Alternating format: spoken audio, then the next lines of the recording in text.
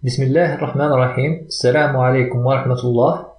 Salut à tous et bienvenue dans cette nouvelle vidéo.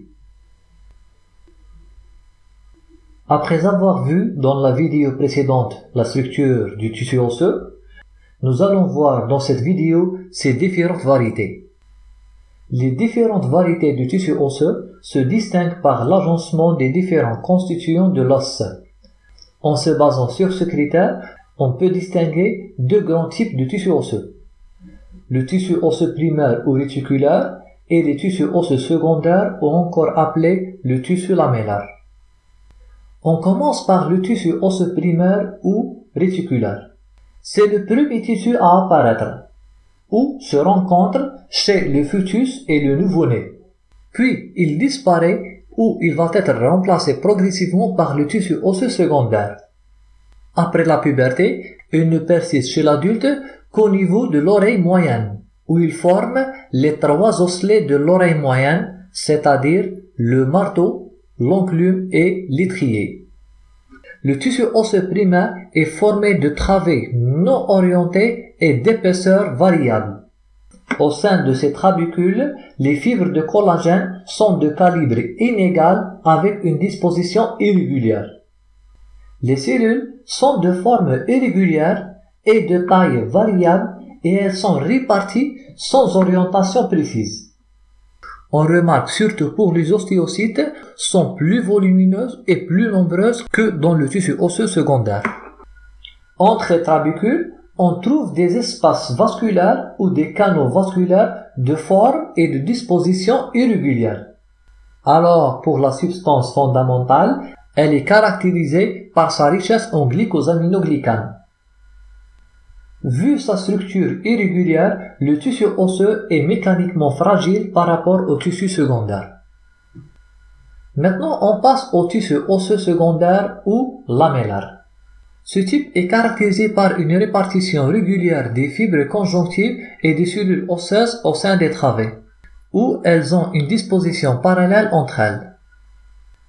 Suivant la disposition des lamelles osseuses, on distingue trois variétés dans le tissu osseux secondaire, où on a le tissu osseux secondaire périostique, le tissu osseux secondaire aversien et le tissu osseux secondaire trabéculaire.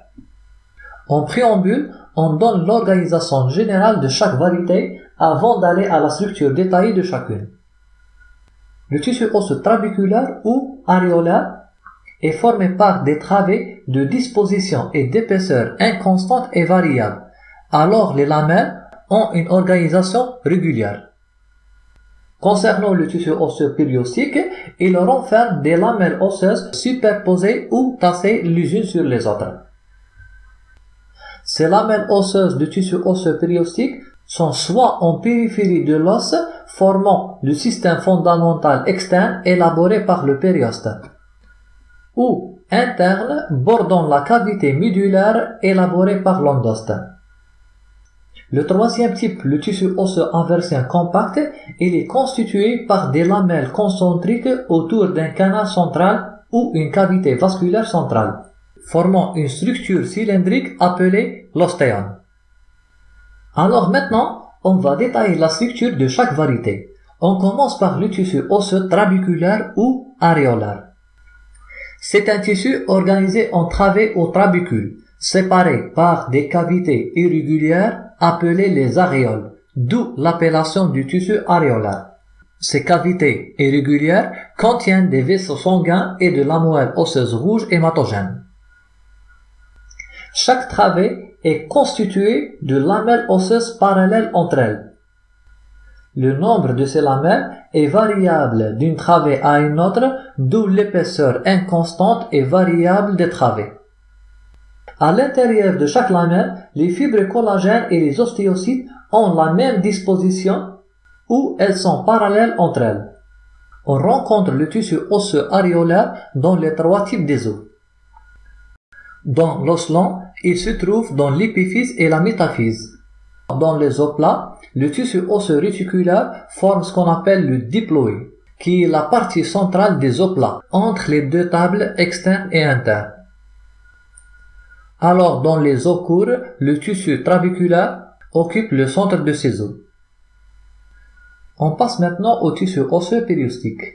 À l'extérieur, immédiatement sous le périoste ou à l'intérieur sous l'endoste, se trouvent 5 à 6 lamelles superposées les unes sur les autres.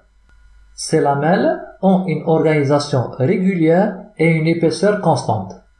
L'ensemble de ces lamelles forme un système osseux appelé le système fondamental, où on a un système fondamental externe sous le périoste et un système fondamental interne formé par l'endoste. Donc, le tissu osseux périostique se trouve dans les 3 types des os, où il borde toute la surface externe des os, sauf la surface articulaire où on a le tissu cartilagineux articulaire de type hyaline. Dans les os plats, le tissu osseux périostique forme la table externe et interne qui borde ces os. La même chose pour les os courts, le tissu osseux périostique tapisse toutes les surfaces, sauf les surfaces articulaires où on a le cartilage articulaire hyaline. La troisième variété du tissu osseux secondaire, c'est le tissu osseux aversien. On trouve ce type de tissu osseux dans la diaphyse désolant, limitée par les systèmes fondamentaux externes et internes formés par le périoste et l'endoste. Alors, la diaphyse désolant sur une coupe transversale présente plusieurs formations circulaires et juxtaposées. Ces formations correspondent aux structures élémentaires du tissu aversien appelés les ostéones ou les systèmes de Haver. Ces ostéones ou ces systèmes de Haver ont une taille de 100 micromètres environ. Chacun est constitué de 10 à 15 lamelles concentriques autour d'un canal central, c'est le canal de Haver. Ce qui est en rouge, c'est la ligne qui limite ces ostéones. Elle est désignée sous le nom de la ligne périostéonique. Les espaces entre ces ostéones sont comblés par des ostéones qui sont partiellement détruits, bien sûr par l'activité des ostéoclastes. Ces restes constituent un autre système appelé le système interstitiel ou le système intermédiaire. Chaque ostéone comprend 10 à 15 lamelles concentriques autour d'un canal vasculaire central. Le canal central ou le canal de Haver présente un diamètre de 20 micromètres dans lequel on a un tissu conjonctif renferme des vaisseaux sanguins. Autour de ce canal central, on a 10 à 15 lamelles concentriques. Au sein des lamelles existent des fibres de collagène, ont une orientation hélicoïdale ou spiralée par rapport à l'axe de l'ostéone. Ces fibres de collagène changent le sens de direction d'une lamelle à une autre. Ce type d'agencement, qui est hautement régulier, permet d'augmenter la résistance mécanique de l'ostéone, dont le tissu osseux aversien présente la forme la plus dure et la plus solide des tissus osseux. Les ostéocytes logés dans les ostéoplastes ont une organisation concentrique autour du canal central. Ce qui caractérise le tissu aversien, c'est surtout l'organisation des canaux vasculaires, avec 2 types de canaux, les canaux de Haver et les canaux de Volkmann.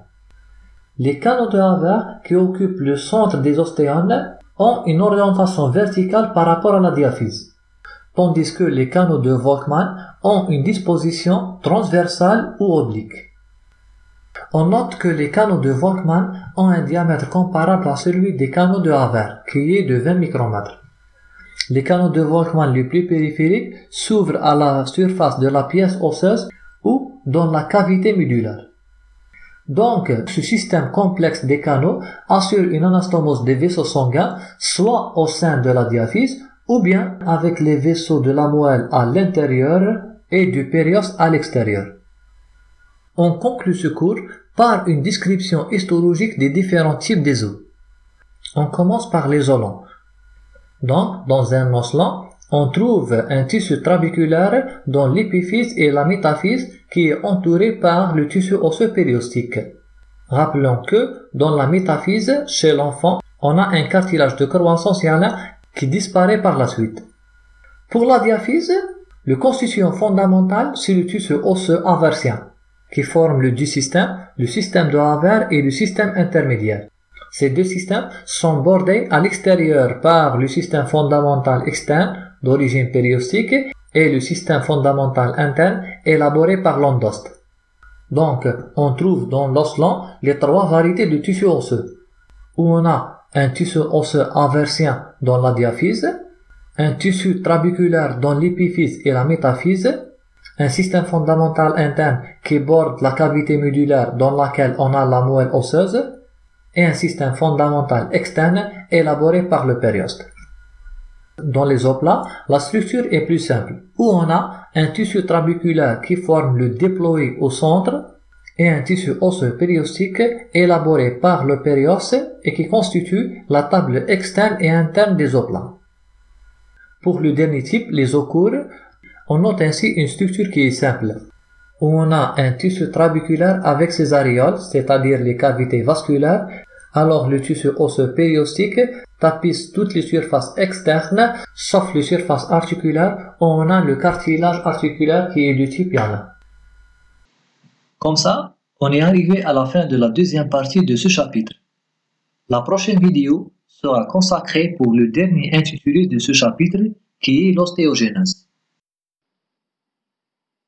Alors les amis, bien sûr si vous avez des questions, n'hésitez pas.